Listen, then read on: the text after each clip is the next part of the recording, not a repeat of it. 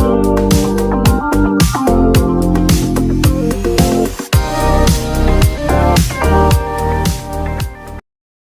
semua, salam sejahtera Malaysia, tuan-tuan dan puan-puan yang amat dihormati sekalian. Perdana Menteri Datuk Seri Anwar Ibrahim sekali lagi menunjukkan kehebatannya sebagai Perdana Menteri. Satu ulasan berkaitan dengan status Perdana Menteri hari ini yang kita dapat lihat semakin hebat. Tuan-tuan dan puan-puan, dalam satu ulasan dari Syahbudin.com, Anwar letak penanda aras yang tinggi untuk sesiapa yang ada angan-angan nak jadi Perdana Menteri. Dan di dalam ulasan ini juga menyebut nama ahli parlimen Perikatan Nasional yang diarah keluar dari Dewan ataupun dari Dewan Parlimen. Menyaksikan ucapan Perdana Menteri Anwar Ibrahim ketika menggulung perbahasan usul kajian separuh penggal RMK 12 di Parlimen, paling ketara ialah beliau telah meletakkan tanda aras yang tinggi bagi sesiapa yang memegang jawatan tersebut. Artinya, pemegang jawatan Perdana Menteri mestilah seorang yang bertanggung jawab, tidak lari dari medan perjuangan, berani berdepan soalan lawan, dan pantas melibas balik jika diserang atau dipertikaikan. Berpuluh tahun lamanya kita tidak ada Perdana Menteri yang memiliki ciri-ciri sedemikian rupa. Dulu ketika era Barisan Nasional, hanya Tun Mahathir yang ada kualiti seperti itu. Cuma cara penyampaian beliau berucap terlalu biasa dan bersahaja. Selepas Tun Mahathir, Tun Abdullah Badawi, Najib Razak, Mahyadin dan Ismail Sabri yang pernah menjadi Perdana Menteri kemudiannya, kita langsung tidak melihat terserlah kehebatan seorang Perdana Menteri dalam berhujah dan berdepan lawan, khususnya di Parlimen. Selain itu, tentu kita faham sejauh mana kemampuan dan kewibawaan Ismail Sabri sendiri sebagai Perdana Menteri. Berbeza dengan Anwar, beliau telah menampilkan gaya berpidato seorang Perdana Menteri yang hampir sempurna. Dari segi pidato, memang Anwar lebih hebat jika dibandingkan dengan Tun Mahathir.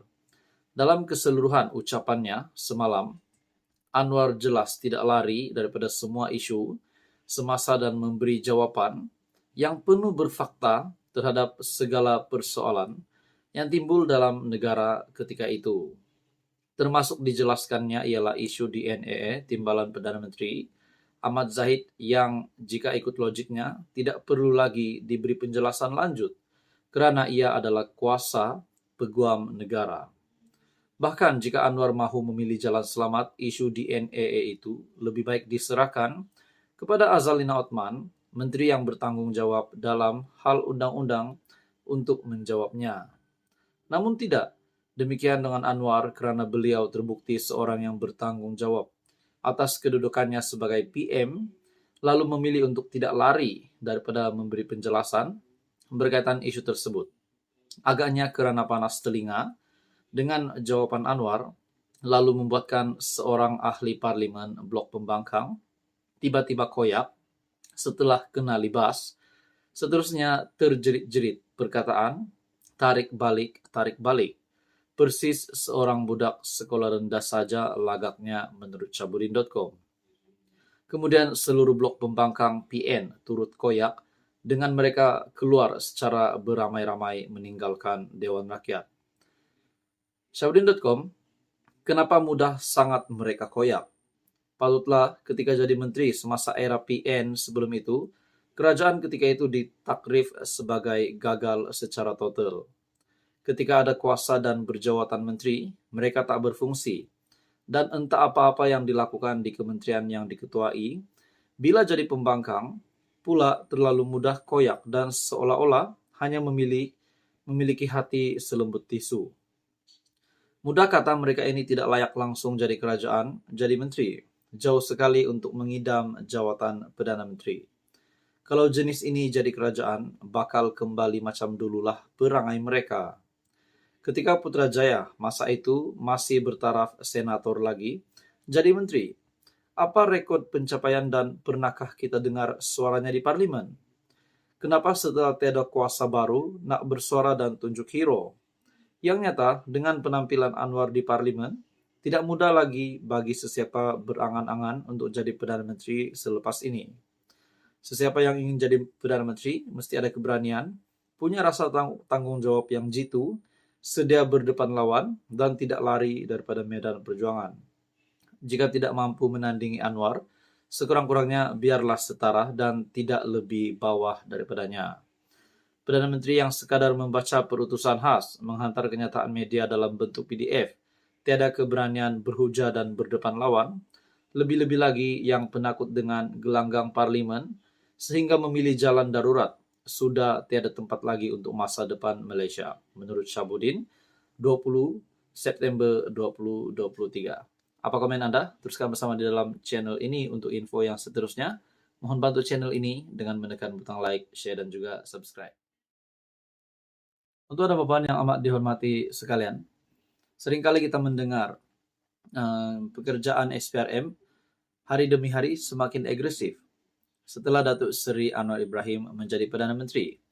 Dan kita melihat ini sebagai satu petanda bahawa Datuk Seri Anwar Ibrahim sebagai Perdana Menteri memang benar-benar seorang pemimpin yang ingin melawan rasuah. Kalau boleh, tidak ada lagi rasuah di Malaysia. Nah, saudara-saudara, tuan-tuan dan puan, berkaitan dengan isu di NAA Zaidamidi pula, Datuk Seri Anwar Ibrahim, Parlimen Tambun, juga sudah memberikan penjelasan.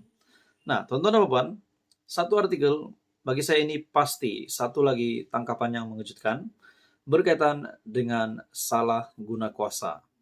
Disahkan dalam satu artikel dari Free Malaysia Today ataupun FMT, salah guna kuasa, CEO wanita ditahan. Ini pasti satu lagi tangkapan ataupun penahanan yang mengejutkan ramai.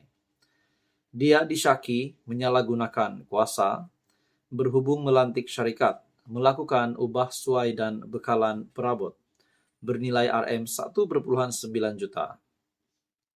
Seorang ketua pegawai eksekutif, anak syarikat berkaitan kerajaan, GLC, ditahan Suruhanjaya Pencegahan Rasuah Malaysia kerana disyaki menyalahgunakan kuasa berhubung melantik syarikat melakukan ubah suai dan bekalan perabot bernilai RM 1,9 juta.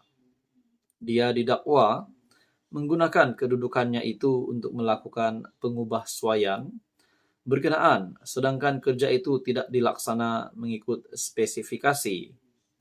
Sumber berkata wanita berusia lingkungan 50-an itu ditahan pada 6.30 petang semalam ketika hadir memberi keterangan di pejabat SPRM Kuala Lumpur. Artikel pada 20 September. Dalam pada itu, suspek dipercayai menggunakan nama sebuah syarikat lain, sedangkan kontraktor sebenar adalah syarikat milik suspek sendiri.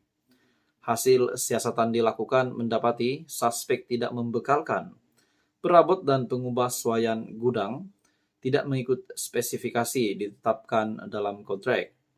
Selain itu, sejumlah wang kira-kira RM 300,000 dikesan dimasukkan ke dalam akaun suspek.